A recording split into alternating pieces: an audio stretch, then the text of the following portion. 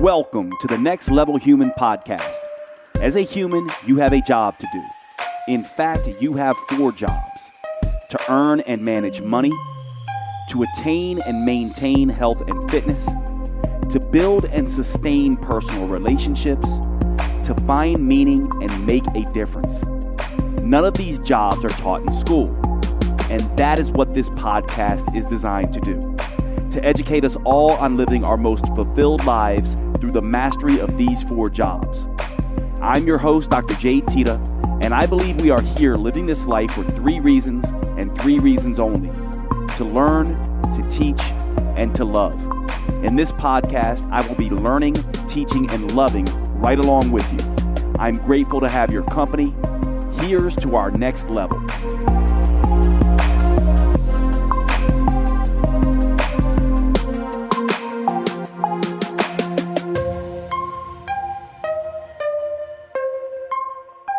Okay, what's going on, everybody? Welcome to today's show. I'm really excited about this one because I'm with one of my favorite people in the world, Lunden Souza.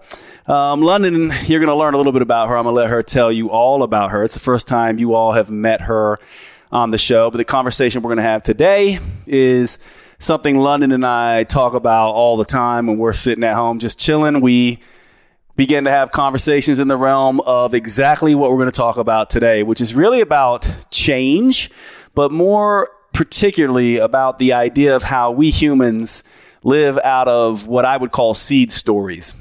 And what a seed story is it's a story that we formulate about the world at a very young age that essentially germinates all of our other ideas and affects how we then show up in the world.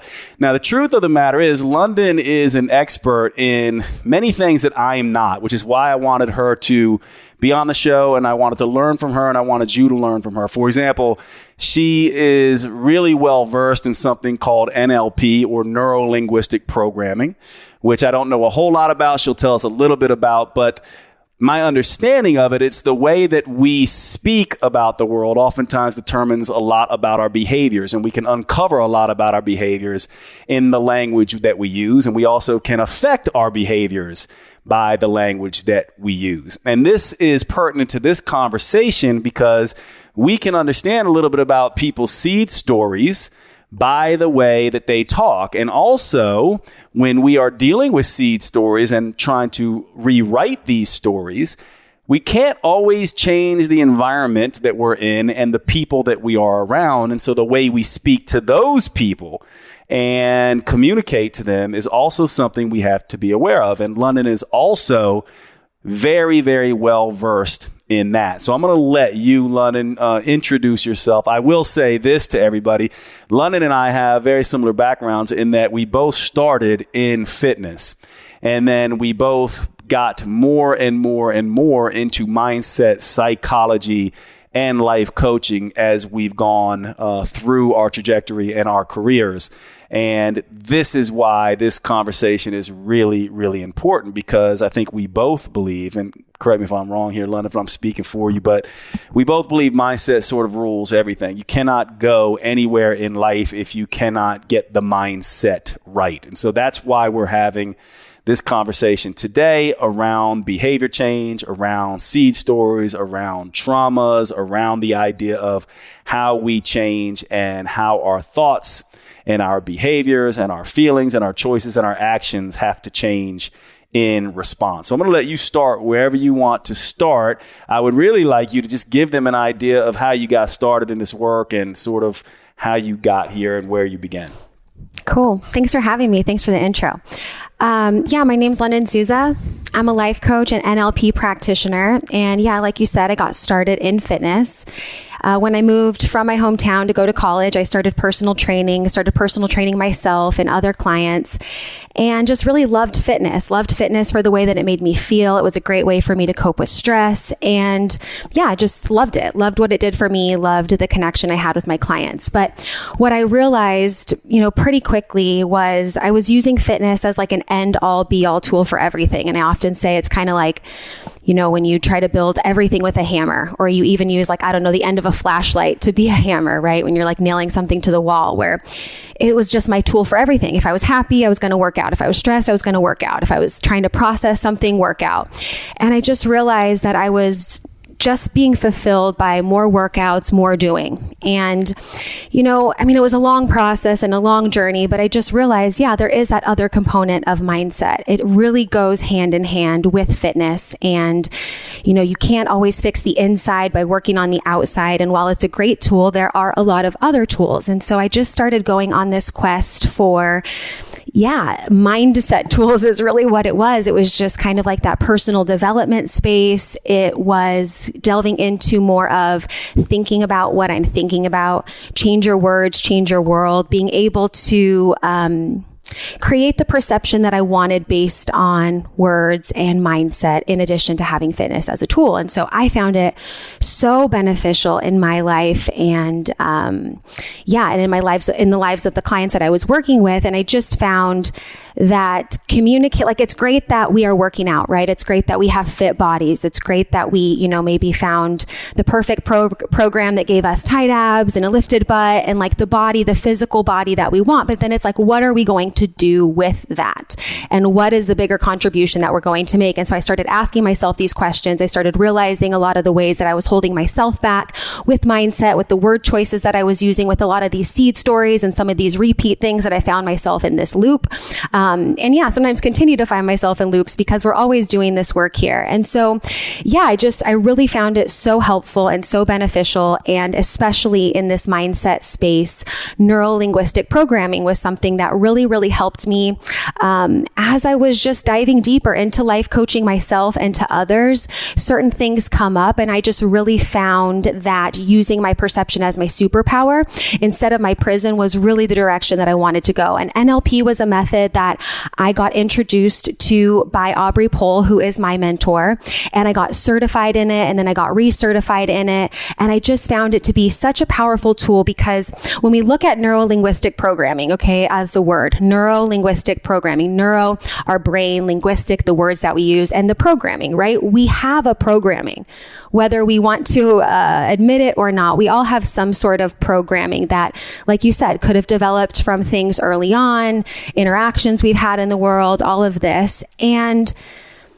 we're already thinking about something. We already have something on repeat. And so for me, NLP has been a tool for myself and for my clients to help us rewrite the story, to help us really see, we are already, for a fitness reference, putting in the reps, saying these things, repeating these stories, being in these loops over and over and over again, getting this result.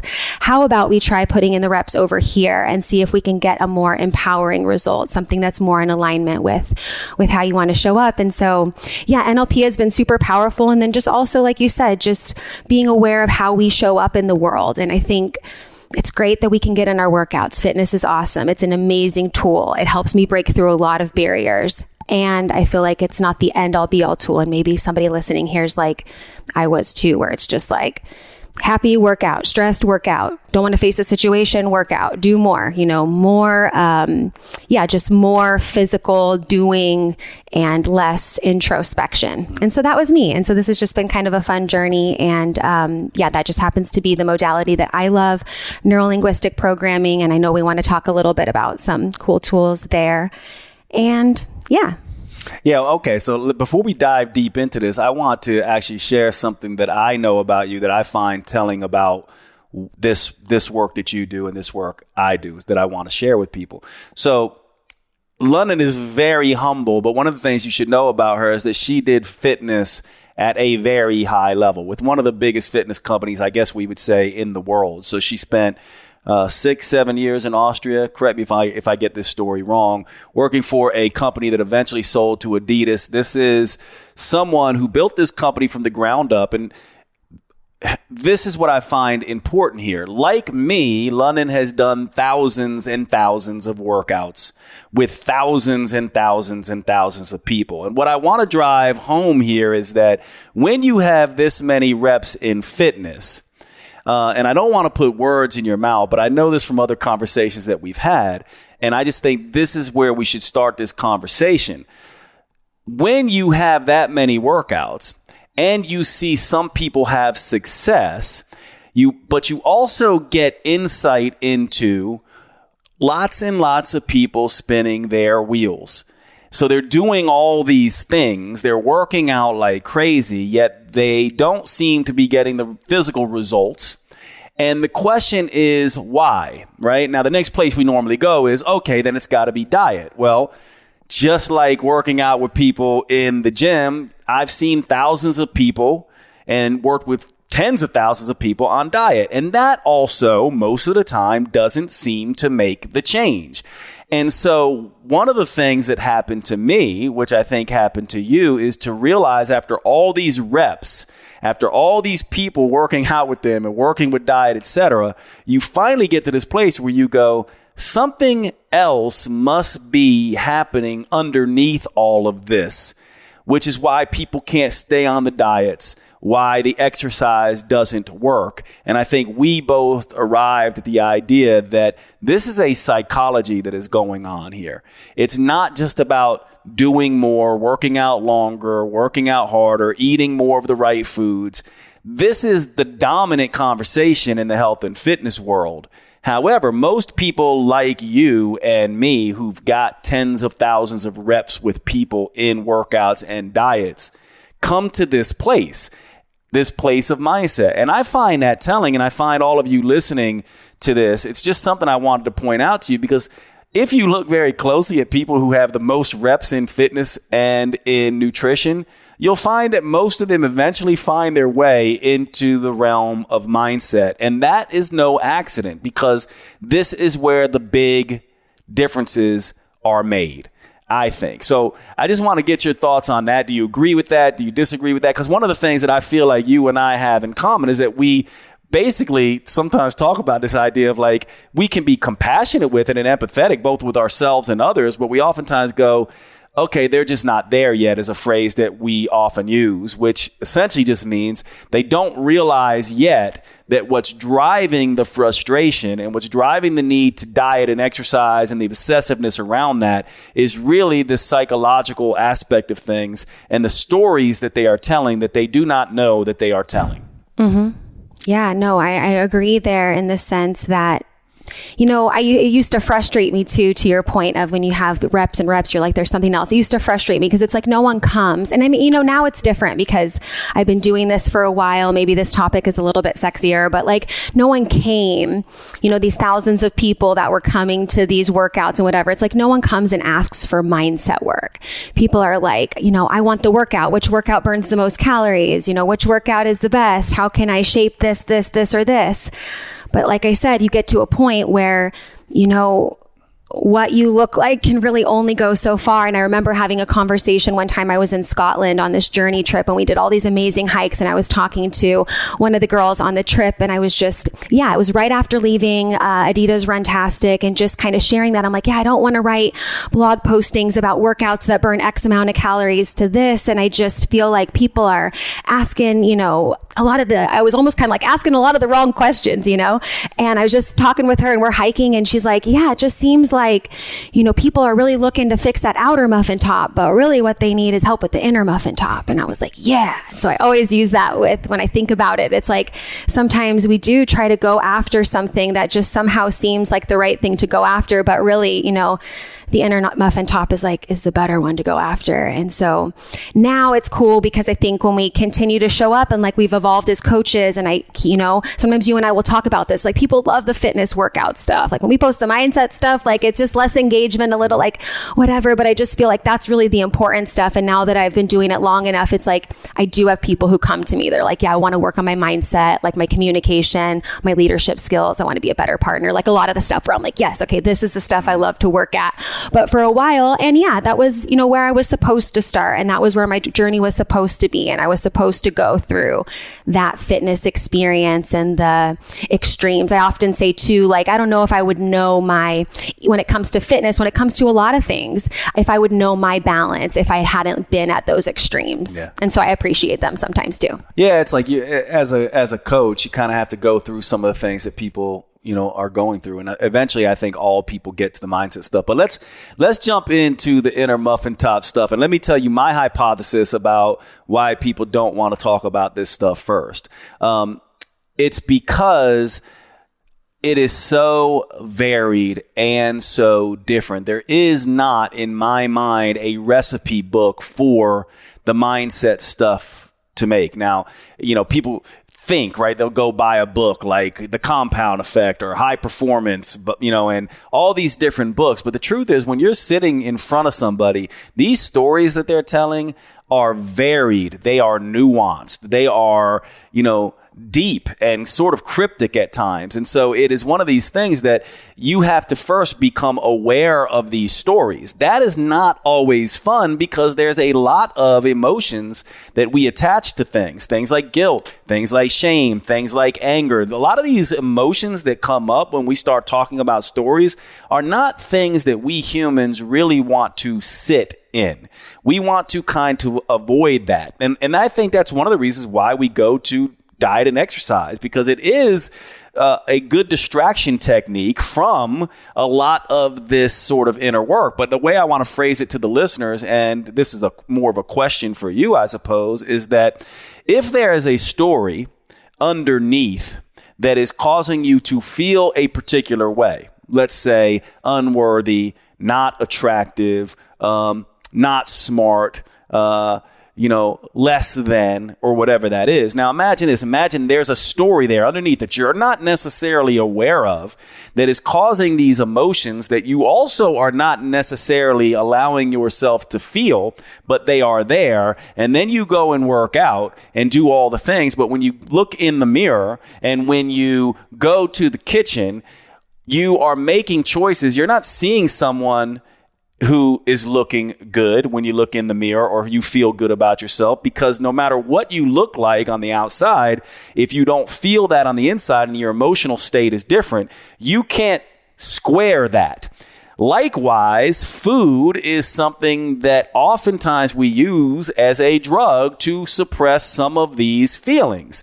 So now you can imagine, you're like, I'm working out. No matter how good I look or how strong I'm getting, I still don't like the way I look in the mirror. It doesn't matter how many people tell you, you look so good. If you have these feelings underneath from a story that you're telling yourself, you are not going to ever look in the mirror and be happy with yourself. So you just keep working out. Likewise, you're oftentimes using food as a drug to soothe the same emotions. And from my perspective, this isn't everyone, by the way, but if you're listening to this right now, you're probably nodding your head if you're one of these people and being like, yes, I can relate to this. And so from my perspective, that is the group that we're talking about in this particular podcast.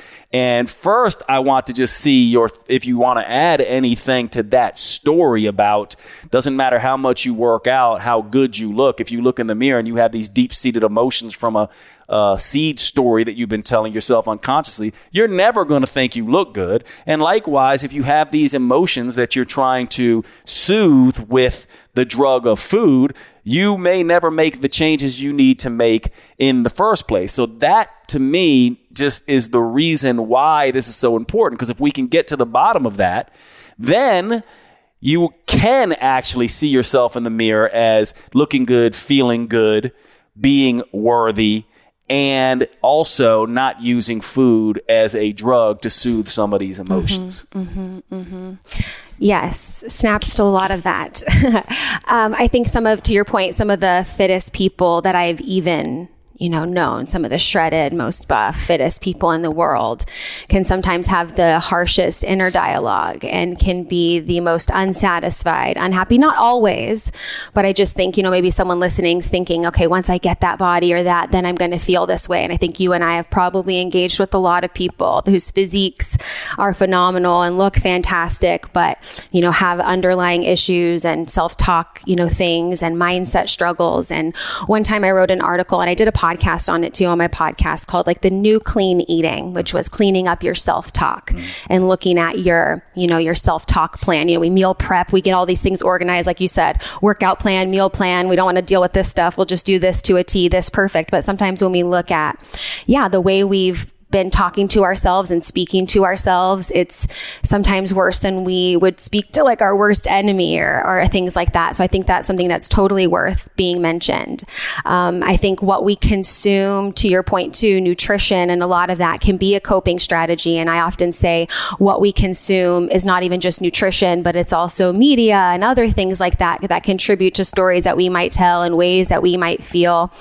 Nutrition is a huge one, and it's really important. And I think, without delving too much into nutrition specifically, I just think that the awareness of coping mechanisms, whether it's, masking like I was with lots of working out and regimens and, or a coping mechanism for somebody else might be nutrition. And it's a journey to go on, and it's your own journey to go on, and it's your own rabbit holes to navigate. And I think sometimes too, we can get caught up in just tell me what to do. Tell me what's the right workout plan. Tell me what's the right meal plan. And I'll just follow it perfectly to avoid dealing with all the underlying everythings. And we can kind of just move forward there. So I think that's something really important to touch on too, is that it can be a bonding thing. We can bond with people through food. It can be just something, there's just a lot of things I think are on autopilot. Right? It could be the nutrition thing. It could just be coping mechanisms that are on autopilot, ways that we've always done things. And I think what's really helped in this mindset piece and with NLP, no matter what someone listening is struggling with, what their coping mechanism might be, if they're overworking out like I always was, or if they feel like, food has just got a hold of them in this store. Like there's so many, I think one thing, or a lot of things actually, but in NLP, and something I know crosses over to what you do too, is being able to chunk up to core values, and you say honor code of like who you want to be, how you want to show up, what is like the highest version of yourself, doing, being, embodying, all of that. And then being able to chunk down into specific moments in times and specific moments and situations that we're struggling with these core values, with this big picture. And then be like, okay, in day-to-day life, as I'm becoming more of who I want to be and engaging with more people in this, this new way that I want to be, a new way that I want to show up, how can, as I'm doing this, we're making mistakes, we're going through the process, and having NLP to be able to chunk up and define these core values, and then also chunk down into specific moments in time when it's like, okay, could I have shown up better? How could I, be a little bit more in alignment with who I say I want to be? What can I learn from situations where I did a great job and situations where I could have done way, a lot better? And as we're on this journey of awareness and discovering our coping mechanisms and all the things, it's like we still have to get to, word choice, Lunden. We still get to go throughout every day of our life, right? Every interaction, moment by moment, day by day, learning more, having more awareness of what we might be struggling with, what seed stories we're trying to break and rewrite. But still we need to go throughout our day-to-day processes. And I think that's what I love the most about, not even just processes, but just interactions in day-to-day life. And that's what I love most about life coaching and NLP is kind of like, okay, who do you want to be? How do you want to show up? And then we're in the arena, as Brene Brown says, we're going in, and then, and then we have tools and strategies to say okay, how can I grow from this? How can I learn more from this? And that's where I feel like NLP, nonviolent communication, and a lot of the tools that you and I talk about regularly have been helpful, because it's yeah, you can go for a run, but that's not going to help the conversation that needs to be had, or the boundary that needs to be set, or the, like I said, conversation or communication that needs to be had. So I love tools when it comes to mindset that have to do with words, the way we talk to ourselves, the way we talk to others, because that's what's happening every day, day in and day out. Right. So let's give them now. Let's get sort of into the nitty gritty of what this looks like with people. So, and maybe we could do it with me, but how would this work if you're dealing with me and my stories and the things that I want to change? So I guess we'll start with someone. Obviously, if you're listening to this right now, most people start with, I want to look different, feel different, be different in some way. I want my life to look different. This is normally how we start, right? So what would be then the process of unpacking that? From my perspective, I want to know from you, do you start with, someone's underlying stories, or do you just start with this idea of how they're showing up in the world now versus how they want to be showing up, and do the techniques start there? So tell me, and you can walk me through it if you want, but let's walk through where we start this process. Cool. So usually, I don't know, when people come to me and start telling stories, they're telling like specific stories about situations they've encountered, moments where they've experienced frustrations or problems or maybe setbacks in their lives. Very rarely do people, I shouldn't say very rarely, but do people come up with these big chunked up, like, I want to be more of this. It's just like, I'm struggling with this. I keep finding that in my teams, I'm struggling with this coworker, or conversations with my partner, or like specific situations. And so where I like to start is just helping people understand that their perception is malleable, and that there's a lot of tools that help us gain more wisdom, not just from where we might sit in that particular situation. And so I love that, because usually, it's kind of like thinking you're going to go to therapy and like fix all your situations in one session. It's like when people come in, it's like they tell these very specific stories, things that have made an impact, moments that even things that might be on repeat. And so I like to start with the things that are happening regularly, the little battles that are, happening day to day. And so I'll often ask people, what's a specific situation you want to gain more wisdom on? You want some more empowering learnings from? Because oftentimes we're stuck in these loops of like, this is frustrating. It's a nowhere, no end, running up against the wall and hitting ourselves in the head. It's like, okay, let's figure out what's happening. Let's take a snapshot moment in time, and let's gain some wisdom from that particular moment, because that one probably, is copy paste into other parts of your, weekday, year, whatever. And let's figure out kind of where we sit in that particular situation, and let's gain wisdom from other places. And so that's one of my favorite tools to use. It's called perceptual positioning, and it enables us to see kind of where we might be and where we can gain more wisdom. So there's different parts, positions that you could be in. So position one would be our own position.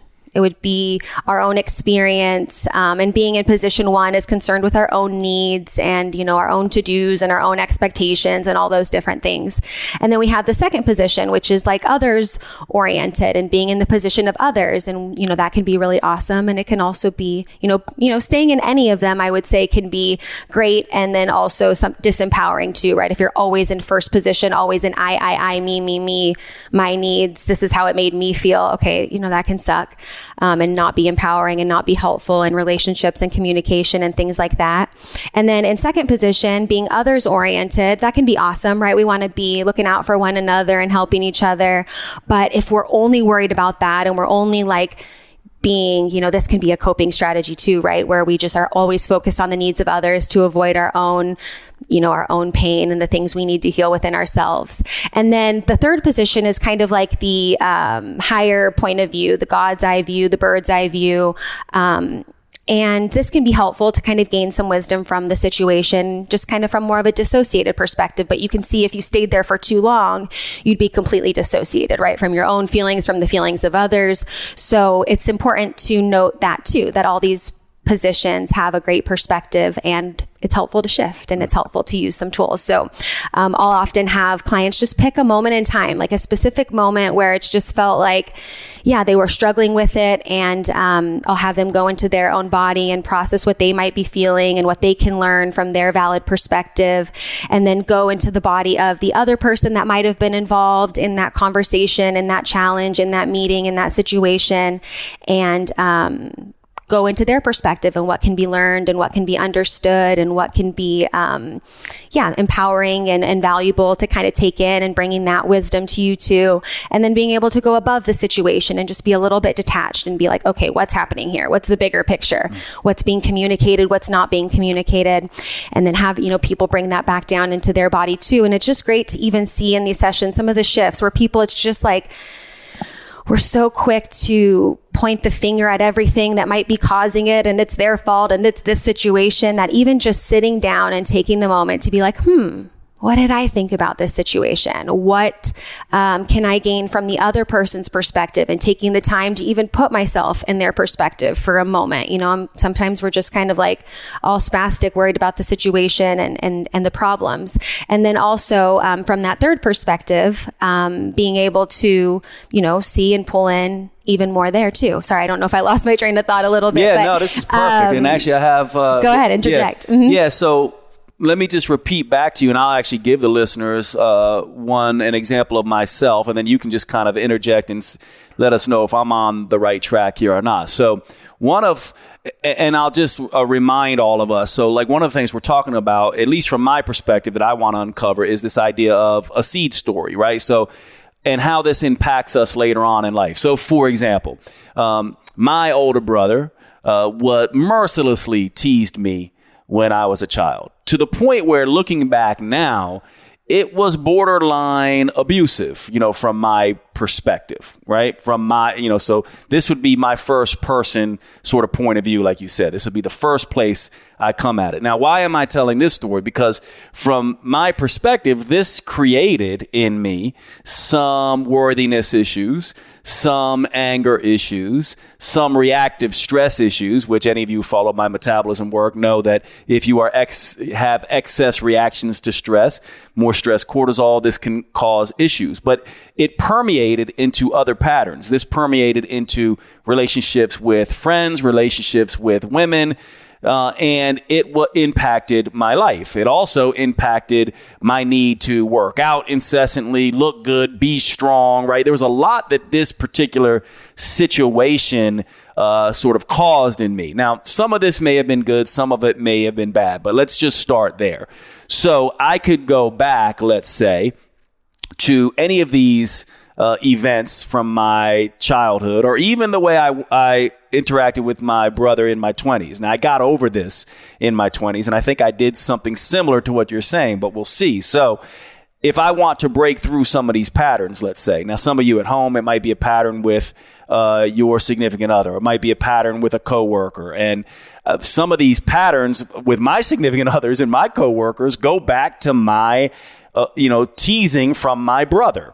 And one of the things that I did to get over that is I said, okay, from my perspective and my perception, this was abusive, right? This was painful. But when I looked at it from my brother's perspective and tried to say, okay, forget about how you feel about what happened. What was going on for my brother? And when I put myself in my brother's perspective in this situation, my brother is someone who loves to laugh. He is someone who does everything he can to entertain himself. And he often entertains himself with other people. So from his perspective, he was getting a kick out of me. Right? He was playing with me. Like, this was his way of playing with me. And I showed up because of the way I was, as it was teasing to me. It was playing and connection for my brother. And so this was the first realization that I had. If I put myself in his point of view and just looked honestly, not my perspective, but looked how he was with everyone, I saw him do this with a lot of people. And not everybody reacted to him the way I reacted to him. As a matter of fact, a lot of people laughed right along with him and they had fun. I was miserable in the situation. He was doing the same thing to someone else and they were having fun together. Then I could take a step back for the third perspective in this situation and go, what did it teach me? Right? And what did I have to learn from this? Well, it taught me things like maybe I needed better boundaries. Maybe I needed to be less serious. Maybe I needed to enjoy myself more. Maybe I needed to share more, right? In other words, there was something to learn there. Now, whether any of that is true or not, I can tell you once I took these different perspectives, one of the first things that I realized, and this was in my mid-20s, I realized this. I realized all of a sudden in a flash, I was like, I'm treating my brother who's 27 and I'm 24, I'm treating him as if he's a 12-year-old picking on an 8-year-old, right? Still. And this all the way into my 20s. And then I had to see, and my anger towards other people and my inability to have anyone give me any feedback at all had to do with this being teased by my brother, or the perception of being teased. And so that then changed my whole world, because then I realized that I could just as easily see my brother as my best friend who's just wanting to have a good time with me. And I began to do that. Now, I have, other things to say here about, because it doesn't always work this way, because he could have really been an asshole, right? And maybe I was just wrong. So maybe my initial perception was correct, but how would I have ever known if I didn't stop and go, maybe the way you're seeing the world isn't the accurate way of seeing the world. And so Keone has a way, my brother had a way of seeing the world, I had a way of seeing the world, and then I could go up into God's point of view and go, what's the purpose of this anyway? Or at least, how could I use this situation? And I can tell you that changed everything. Fitness now didn't become a way to be stronger and better and competitive with other people. As soon as I made that realization, not only did I get along better with my brother, I got along better with everyone else. I started learning more from other people, and my fitness endeavors became more about me and competition with Jade than competition with others. And this permeated into personal relationships, into romance, into the way I learned, school. I just became a better person all the way around. And sometimes I wonder whether I was accurate in fixing my perception or not, like whether my initial perception was right and I really was the victim and being abused. Holding on to that mindset and that story wouldn't have served me anyway. So I certainly did a better job for myself by taking this other perspective that I could be friends with my brother and that he just wanted to connect and have fun with me. And I also could use that as fuel to get better for me, not fuel to be better than him or other people. And so, is this sort of the power of this? Does this illustrate this, or is there something I'm missing here? No, it's good. And I love that you brought a family example too. We can talk about that. But, we have enough snapshots and moments in time that for one reason or another, compounding effect lead to this particular belief. Like you said, you found yourself treating your brother the same as if the same action was happening over and over and over again. And in all these opportunities where we get to shift perception and all the things, what's common?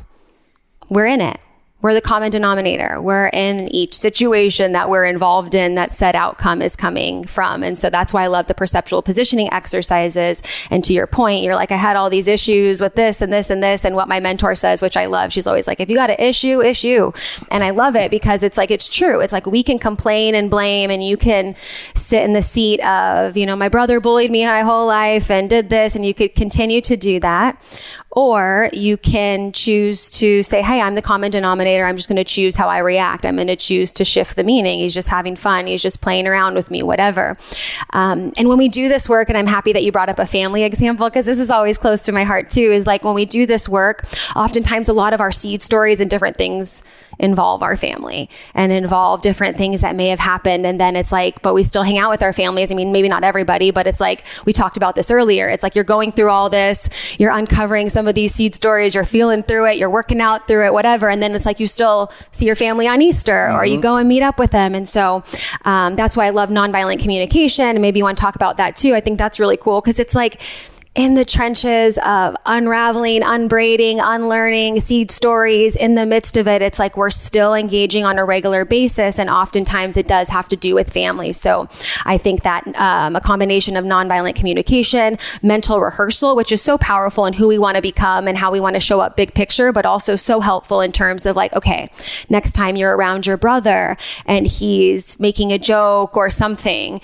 choosing and preparing ahead of time. No, I'm going to see it as funny, or I'm going to see it as he's just playing with me, or I'm going to choose that, hey, the person I want to be needs to set a boundary here. So how am I going to do that in a way that's congruent with who I want to be?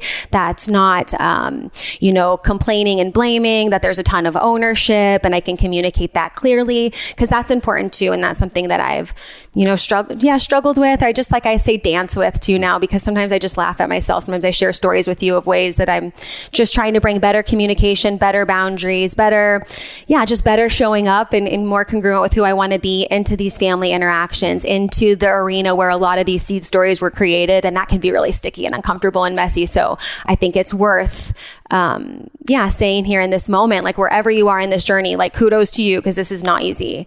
It's not for the, it's not for you if it's not for you, right? If you're not ready for it, like, you have to, we talked about this, you have to crave it. You have to want it. But it's really powerful. It's so powerful. It's really powerful stuff. Let me interrupt the show just for a few minutes because I want to tell you about one of our sponsors, Evolve Telemed. One of the questions I get all of the time, one of the services that you are asking me for constantly is hormone replacement therapy. Women going through menopause, women going through perimenopause, women in postmenopause, women under stressful situations who are dealing with low sex hormone levels, estrogen and progesterone, are constantly asking me about progesterone therapy or estrogen and progesterone therapy. And men, same thing, constantly asking me about testosterone replacement therapy. Plenty of you, many of you, always asking, Jade, can you prescribe me hormones? I need testosterone if you're a man, or I need estrogen and progesterone or testosterone if you're a woman. And I always have to say that I am no longer seeing patients in this way because my educational duties are keeping me so busy. And this is where Evolve Telemed comes in. I have been looking for a company that does bioidentical hormone replacement therapy, and that is critically important. If you're going to be doing HRT or TRT, HRT being hormone replacement therapy for women, TRT being testosterone replacement therapy for men, if you are going to do these therapies, you want the bioidentical hormones. You want the hormones that your body makes naturally, that your body can recognize, that is no different from the hormones your body would make if you were making adequate levels. Bioidentical hormone replacement therapy does just this. And Evolve Telemed is a company that I am now using for my own testosterone replacement needs and have been super impressed with the way that they have structured their business model. And so I am now bringing this service to you through my partnership with Evolve Telemed. Essentially, the way this works is you go online, you make an appointment with Evolve. Evolve gets a doctor with you on a Zoom call. They go through your whole case. They go through your blood labs. They then prescribe your hormones directly to you, and you can get those hormones wherever you are. You do not have to go to a clinic near you. All you need is to have an internet access point, and you can meet with an expert in bioidentical hormone replacement therapy and get those prescriptions. Now you can see why this is so powerful, can't you? Because this is something that so many of us need and can benefit from for our aging needs, our sexual health needs. These things have profound impact on mood, hair, skin, erections, libido, you name it. These things do everything for our metabolic health and vitality. So I am incredibly excited to bring Evolve Telemed to you. Now, the link that you go to is drjade.com/hormones. drjade.com/hormones. This will bring you to the Evolve Telemed portal. If you use the code NEXTLEVEL, you will get a discount on checkout for your first patient visit. I'm very excited to be able to bring this to you, and I hope you will use Evolve Telemed. I know you're going to find it extremely powerful to move your hormone needs over to them. Check them out, Evolve Telemed. Use the link drjade.com/hormones. drjade.com/hormones for Evolve Telemed. And let's get back to the show. And I like that you bring this up, because then this gets into, so here where we are in this discussion now, let's just go back. We're at this place where, okay, so we have these seed stories, things happen to us. We make it mean something. It influences our behavior, not just with those particular people, but with everybody, right? So I also have a story about growing up with my mom. She was incredibly loving, but she was emotionally volatile. And my story was, I never knew what I was going to get. And so my mom, being the first woman in my life, that translated over into I didn't trust women's emotional ability to be emotionally stable. So that had consequences later. But one of the things you said that I think is really important here is like, okay, so what happens, Jade and Lunden, if, the person that I'm working with here really is an asshole? And how would I know? And I love that whole idea of if you have an issue, it's you. Because from my perspective, the only choice we have as humans is to take it on ourselves. If it's in our sphere of awareness and we want it changed, then it's up to us to make that change. Because if we're waiting for an apology or we're waiting for someone else to do it, it may never come. So we have to be the ones to do it. And for me, this is this idea of, okay, so once you do it, once you decide I'm going to change, then from my perspective, what begins to happen is other people will either change in response or they won't. And at that point in time, you either have a best friend, which in my case, my brother literally did become my best friend. I saw that the issue really was me. However, it could have been, and for many of you listening to this story, it could be that the issue actually is the other person. And here's how you will know. And tell me if this makes sense to you from my perspective, because I want to see if you have a different way of saying this. For me, if you have patterns that repeat, emotions that are recurrent, and obstacles that come up again and again, then you know it's you. For example, nowadays, if I ran into someone who I had a difficult time with, which I don't have those issues anywhere else in my life. So if I run into somebody who I feel like I'm beating my head up against the wall and I don't have that pattern anywhere else, then I can be pretty sure it's them. However, if I look and say, well, this happens with my coworker. This happens with my brother. This happens with my wife or my husband. This happens with my sister. This happens with, everyone. Then I know it's me. However, if it's just them, right, and it happens nowhere else, I don't have this emotional problem anywhere else but with this one person, then I can be pretty sure it's them. And at that point in time, I have made a change. And the only addition I would say we need, and I want to see how you deal with this, is that, okay, so now you've made this big change. Whoever else is not changing in response, now boundaries have to essentially come in where you essentially say, I refuse to engage with somebody who is not willing to meet me where I am trying to change. And that to me is the next step in this. So then it's like, I make the change. I take the responsibility. I'm the one who takes it on the chin. I'm the one that does the work. And then I see how my life responds in kind. And if it doesn't, and there's this one area, and that's what will happen. You'll know it'll work because everything will clean up except maybe one or two areas or one or two people. And then that's when the boundaries kick in. So how would you explain this way of spotting this? And then how do we begin to deal with it? Because some of these people and or situations we can't get rid of. Like maybe we can't quit our job. Maybe we can't move out of our home. Maybe we can't, not see the mother or father of our children. Maybe we can't get rid of our mom or dad. So then how do we begin to deal with that? Yeah, totally. Boundaries are super important. And I love the example that you gave where you're like, no, I can spot the knot. I know enough of who I'm about and your actions. I can spot the knot, of what's not. Like that's like, out of the ordinary for how my friends behave or how my normal relationships might be or my interactions. Like, you might, for example, it might be the only one who, gets pissed or freaks out when I don't like text you back or call. Maybe you have a needy friend or something like that where you're just like, okay, you're the only person that does this in my life. This is very clear. I need to like set some boundaries here. I think the more congruent the more congruent we get with our core values, how we want to show up and things like that, the easier it gets, I think, to spot some of those patterns and set some of those boundaries. Communication comes in, right? And I think too, it's like, it's also situational. Depends on who it is too, right?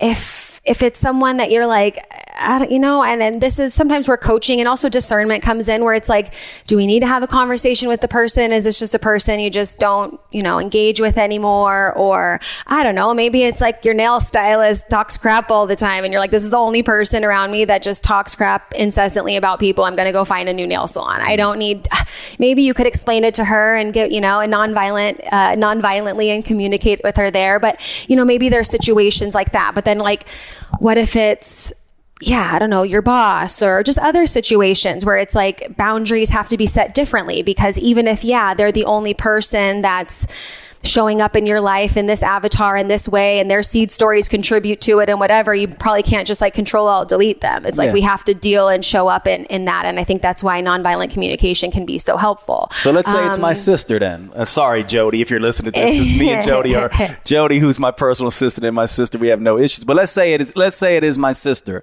And how would I then set the boundaries and communicate with her in a nonviolent way? Yeah. Okay. Because this is important, right? Because if we approach this one way, we may like if I approached it one way with my brother, maybe he does go, screw Jade, he's just a dick. If I approach it another way, maybe he's on board. So how would we approach this? Like, what can you give us like 1, 2, or 3? Are there principles of nonviolent communication where we can essentially say, here's our cheat code for having some of these conversations and putting up boundaries? Yes. Okay, let's talk about what nonviolent communication is. I'll quickly go through some of the 4 steps, and then I'll share a story about me dealing with family, and maybe that helps with family stuff. Yeah. Okay, so with nonviolent communication, there's kind of like 4 steps or 4 principles to go through when it comes to communicating nonviolently. And this is the work of Marshall Rosenberg. This was a book that I read that was recommended to me by my mentor, and I just loved it. I love the way that he was able to paint the picture of communicating nonviolently between families, like we're talking about, but then also between, a lot of his work talks about ways that he was able to engage groups of people in nonviolent communication that were like maybe some of the biggest gangs and the police officers in big cities and things like this. So it was really cool for me to see the spectrum of ways that nonviolent communication was helping, from everyday living in our interpersonal relationships and things like that to big picture, big issue stuff. So love the work of him. And so, nonviolent communication. So 4 principles. The first one is observation over evaluation. So when we're communicating with somebody, it's very important that we communicate the observation, not like our interpretation of that. So an example would be like, when you came home, you were super rude, versus like, hey, when you came home, you were really quiet. You went upstairs and you didn't say anything. What's up? Like not so saying. Rather than making the assumption they were rude, just saying what exactly because that's happened. More like criticizing, and the person's like, what? I wasn't being rude. I was fine. I actually was da-da-da. It's like, it gives them more of like like the open-ended answer of like, well, what was that? Oh yeah, you're right. I didn't even realize it. They might say, I didn't realize it. I just or it could have been like, I had to go pee so bad. I was driving and all I could think about was going to the bathroom. So I ran straight up upstairs and I went to the bathroom, and I wasn't being rude at all. Right. So understanding that when we want to communicate with someone, especially when we're setting boundaries or we want to communicate about something that might be just challenging, that we're not putting our own evaluation on it, our own model of the world on it. So the observation is number 1. That's a good one. That's a hard one, but that's a really important one. So just what happened, the facts, not our interpretation of the facts. Mm-hmm. Yeah. Or like, you got so angry and upset, it's like, well, I noticed your tonality of your voice changed. Like, what happened there? Mm-hmm. How, was it something, was there a shift? Like, just like being as basic as you can with observing what happened without putting our evaluations on it. So saying what you saw. Yeah, exactly. Saying what you saw, exactly what happened. Because we can so put our own ingredients, our own sauce on it, our own toppings, and it can just be, it ends up just being like our own perspective again. We're not gaining anything. We're just like projecting. So the second one is feelings.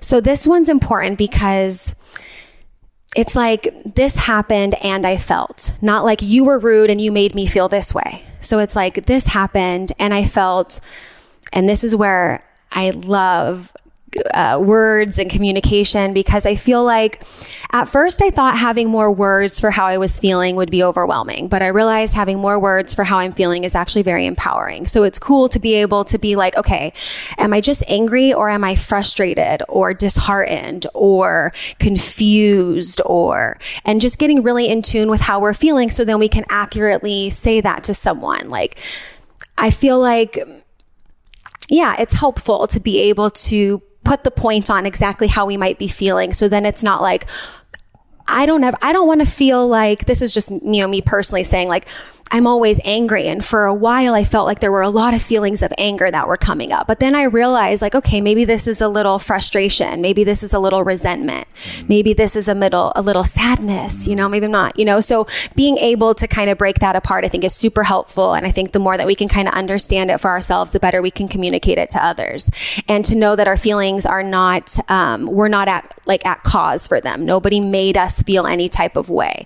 And I think that already is maybe a concept that is triggering, but I think it's already, or on top of that, even more, like, maybe you can understand, yeah, no one makes me feel this way, but it is so ingrained in our speech patterns in the English language. 100%. This made me feel that way. That made me feel like this. You made me feel that. When you did that, it's like, what are we, Stretch Armstrong, where everyone gets to pull us in every different direction and make us feel all types of ways? So I think that's really important, is just and I think Nonviolent Communication by Rosenberg is a great book.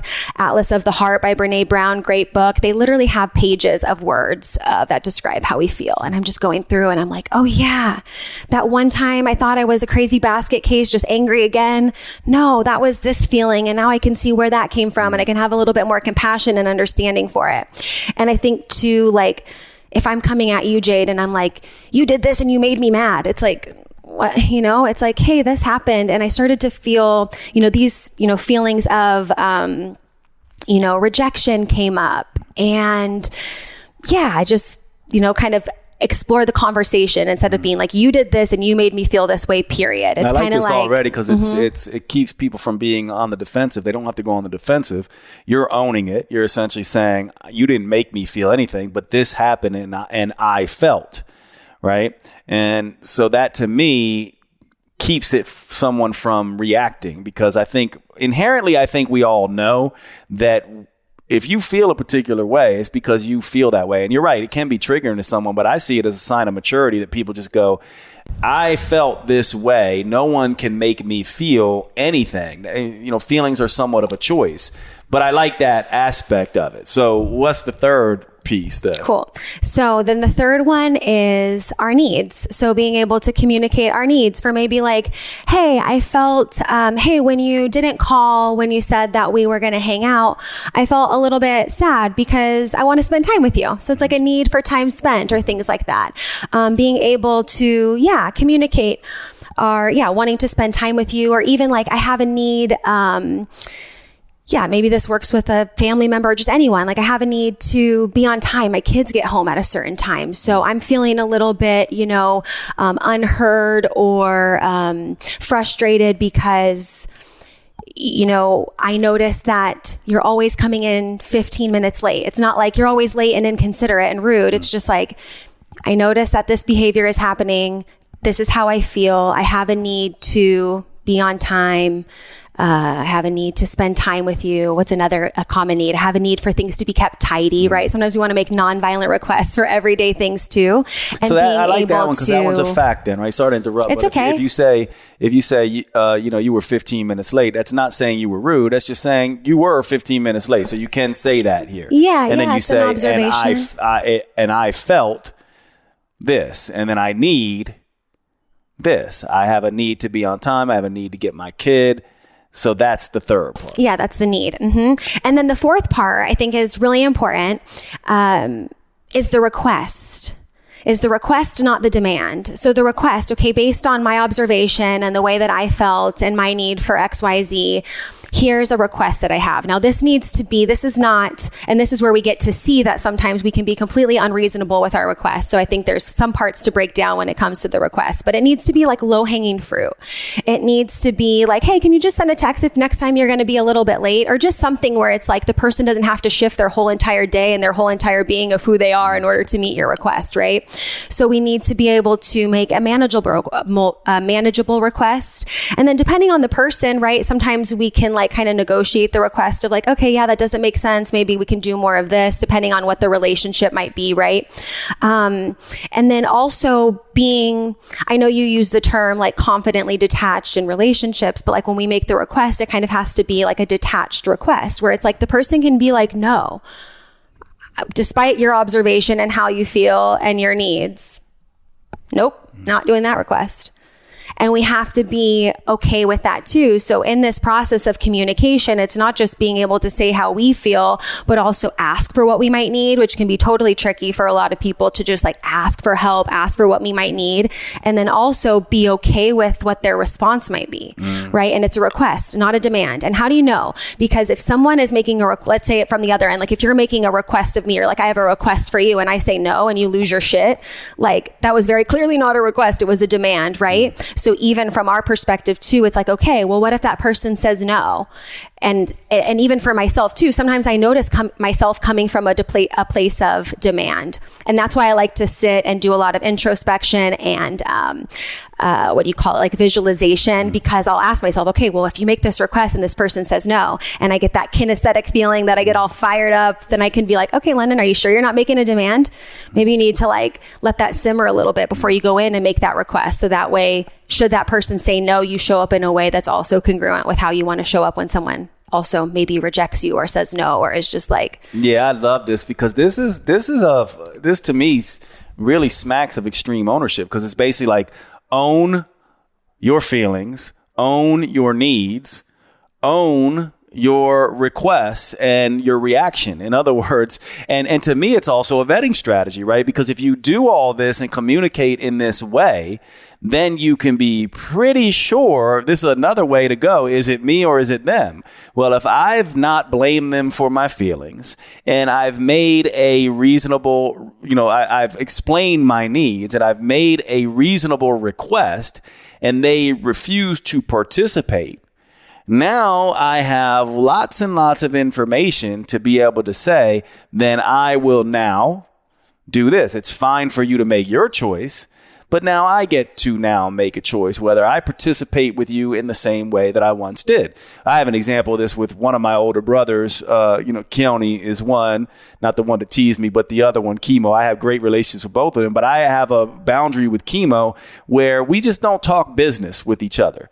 Because from my perspective, and Chemo knows this, we've had this conversation, from my perspective, it never goes well. And some of the requests that I've made to him, I feel like are too difficult for him, or he's unwilling to really meet me there. And so I simply just go, my boundary is I'll have any conversations with the brother that I love, but I won't engage with talking about my business or his business or anything around that, because I've seen that it goes sideways. Now, I do leave open the possibility that it will change, and it has actually slowly changed with me and Chemo. But I think because I had the boundary is what actually was the thing that began the change. Had I never established that boundary, I never communicated in, I don't think I did it as well as these 4 stages, because I didn't know these 4 stages until now. But I think I did a fairly good job not understanding these 4 stages. And the boundary is what I think has repaired our relationship a little bit. And I think he established some of those boundaries with me as well. And so it's really interesting, because I think people want the relationships to change, but then they don't want to have these kinds of conversations or set up the boundaries to allow for the change. So they just want to, let's just keep doing the same thing and hope one of us changes. This to me is a better approach. Yeah. And it can be like, this is the way that we do it and keep going, especially with family, especially with relationships that have been that way all the time. And I think that's such a beautiful way of being able to still have a relationship with a family member, but being like, hey, this topic is just off limits. It doesn't do either of us any justice. It's not empowering at all for us to talk about that. Like, let's just focus on what we do like to talk about and what we can, grow with one another talking about and things like that. And maybe you didn't use these 4 steps, and I definitely, have had many experiences communicating with family in so many ways that I am not proud of, in so many ways that I am proud of too, but in so many ways where you're just like, oh man, like this is really challenging. And, all the triggers, all the repeat stories, all the things. And when I found nonviolent communication, and this is kind of the story I guess I'll share, because it's family stuff. And I think, I don't know, maybe I'm a little bit of a nerd or like a geek, but I learned something and I'm like, okay, I want to practice. Like I want to put this out into real life. And I love the journey of getting to know more people who are in this nonviolent communication space, because oftentimes I say like, you say that so much better than I, because there's a situation. Okay. So in my family, for example, like with me and my dad, we get along super well, but like for some reason, every single time, and this might be an exaggeration because it's probably not every time, but a lot of times, and I don't know why, and we've kind of observed this, and we just kind of like when we go on family vacations, and I know this is probably a time that probably many families can identify with, like shit hitting the fan and whatever, but there's always a blowout between me and my dad, like always. And it'll just be, over the littlest thing, especially over plans and just doing things. And then sometimes it'll be over like things with the phone or maps or directions or just different things. And to your point of where you said like you're treating your brother like he's 9 and you guys are 12 and kids again, I just found myself like, oh my gosh, 33, definitely on repeat since I was 14 in the same loop of just like family vacations, getting in frustrating conversations, whatever. And so we went for my niece's birthday to go to this like water park, and I'm in the back seat of the car. We're in like the family car, my whole entire family, my niece, whatever. And I want to put the navigation on my mom's car because it has like the navigation space in the middle now. And yeah, very different. Like they didn't have cars like that before. My mom, they never had like the screen. It was just always like, the cars now are different. So I was like, yeah, let's just plug in the thing. I'll put the maps on. It'll be good to go, And my dad's just like frustrated. He doesn't want to use that because he doesn't know how to use that. And of course, my evaluations are going, you never want to learn anything new. You always earn. I'm like, observations, London, observations. So I'm sitting in the back seat and I'm like, I'm noticing that we're having issues like getting home, and this process is super easy of putting the navigation in the front. And I'm feeling very overwhelmed because I have a need of being able to be on family trips and being able to have them go smoothly. So I have a request. Can I put the navigation on the screen so that way we don't have to worry about who's playing navigator and who's not? And what response did I get? No, rejection, turned down, couldn't even use the navigation, right? So I was sitting there in the back seat laughing, just thinking like, this is real shit, like this is like the stuff, that it just is like challenging because you're like, dude, it's common denominator. I could have, and even my niece got it. She's 4 and she's sitting next to me. She's like, if you don't stop, then grandpa's not going to stop, because we're going back and forth, just like back and forth, and it's just like noticing these patterns, having fun with it, laughing with it. And then also I just look forward to getting better of being able to, and this is why it's like fun and it's play and I see it so empowering, because it's like, yeah, I want to get better at communicating my observations and my needs and my feelings and my requests in a way that feels less rehearsed kind of. But when I'm practicing being who I want to be, it does require a little bit of kind of rehearsal there, where it's like, okay, normally this is how I would react with my dad. This is the autopilot, but I'm going to rehearse being different and try to get a different outcome. Did I get my way? No. But was I proud of how I showed up? Yes. Because I was like, yeah. Because normally I'm not that way, This is a really beautiful thing, because from my perspective, we've all heard that idea, people are practice. Well, maybe some people haven't, but people are practice is something I oftentimes repeat to myself. And one of the things that I decided, again, around my mid-20s, when I started to, see some of my patterns and take responsibility for all the patterns in my family that I want to change, I was just like, I'm going to take responsibility for that. And one of the things that I just began to do is to approach things a lot like, you're saying. I started to just say, I'm going to communicate this and that. And if people aren't willing, then I will do what I need by setting boundaries. And one of the things that happened was, I think most people, they just decide, I'm not going to deal with it. So I'm just going to shut down. I won't have any discussions, especially with family. And what I found is that other family members who did that, tend to get along very well with people, have very deep relationships, have very honest relationships now. I went through this again with my wife, who I had. Many of you know my story, so I won't rehash that. But to me, every time I've found something in my life that I needed to take responsibility for, I just said, people are practicing. I'm going to practice. I'm going to have the difficult conversations, and I'm going to figure this out. And I am better for it. And it always sort of is interesting to me that the natural default for a lot of us, and for me for a long time, so no judgment here, is to just stop talking. And that assures the patterns hang around. One of the things about my family, we're a big Italian American family, yell and scream at each other. And I've seen other families, they go, how are you guys so close? And I think it's literally because we yelled and screamed. Now we yell and scream less. We still communicate though. But I think as long as, even if you're yelling and screaming and you're communicating, that's better than not communicating. And I do think it's useful to consider that people are practice and we need the practice. Yep. And I would share one other thing, because I guess family can write each other off. You know, like my dad could have been like, you told me about the navigation, you're out, we're done, right? Or your brother could have been like, you know, you're crazy for thinking I'm bullying you, or we're out, right? It's not the case for everybody, but I feel fortunate enough to, even in that space of being able to practice around my family in that space, it's really hard. But I also knew that despite his answer, you know, yes or no, of that small little instance, like we were still good, you know. But I had a recent conversation with a close friend of mine that's been my friend for a really long time. That was one of those situations where we said, you can spot the knot. And it was less a matter of like, you know, is this conversation going to end as the way it did when I was 16 with my dad or not? And this was really more like, I had a boundary to set. I had something to communicate that was really important. And I had shared this with you, and we had talked about like, how can I do this in the best, most congruent way with who I want to be and how I want to show up. And in the end, when making this request, and granted, her and I had a long conversation. It wasn't so robotic as it was in the back seat with my family, but I really try to use a lot of these techniques and share much more observations and evaluations, and use a lot of words to communicate my feelings and needs and make a request. And the outcome of that request could have resulted in her being like, no, I don't want to be, I'm not going to, you know, I don't see where you're coming from. And, you know, we can't be friends anymore. I don't see the value in our relationship. She could have been really hurt by something that happened that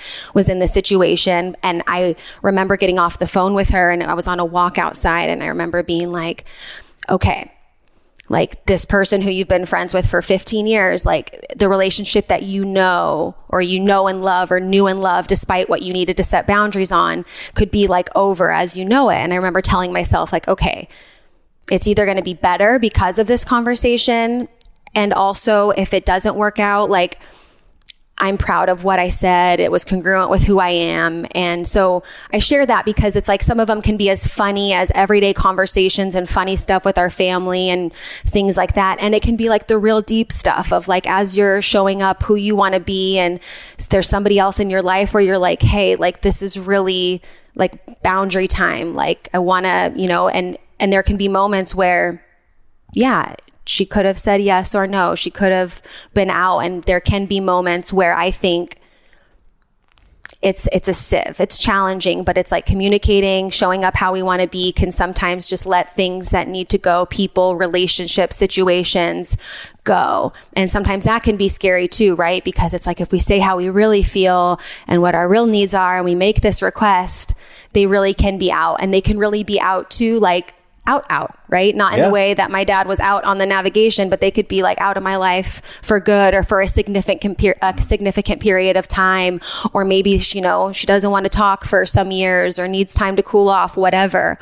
And that for me is like, I think that's worth mentioning too, because there are moments when, you know, we're changing some of the seed stories that we talked about. We're having new realizations. We realize fitness isn't everything, mindset stuff. We want to become more of who we want to become. And then it's like, we have to show up sometimes people would say to like, when you ask for more patience, you don't just get more patience, you get more opportunity to be patient. So 100%. I think as I'm practicing nonviolent communication, I feel like I'm getting so many opportunities to practice nonviolent communication with my family, with my friends, with people I work with you, right? Like just being able to like present observations, feelings, needs, and requests in a good and in a fluent, respectful way. I actually think that's the perfect place to end, because I think very clearly, I'm very clear on this. And what I'm going to say is going to be really hard for some people, but this is just a fact of life. And every single one of us listening and involved in this conversation right now are going to know this is a fact of life as soon as I say it.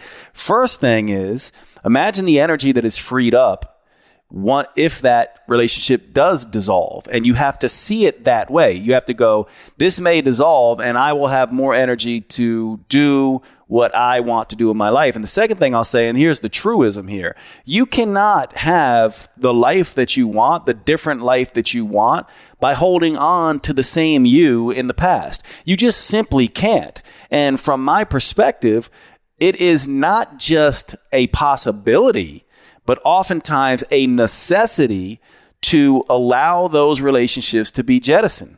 And I would say that too many people are so terrified of relationships ending or taking on a different form that they will voluntarily keep themselves stuck.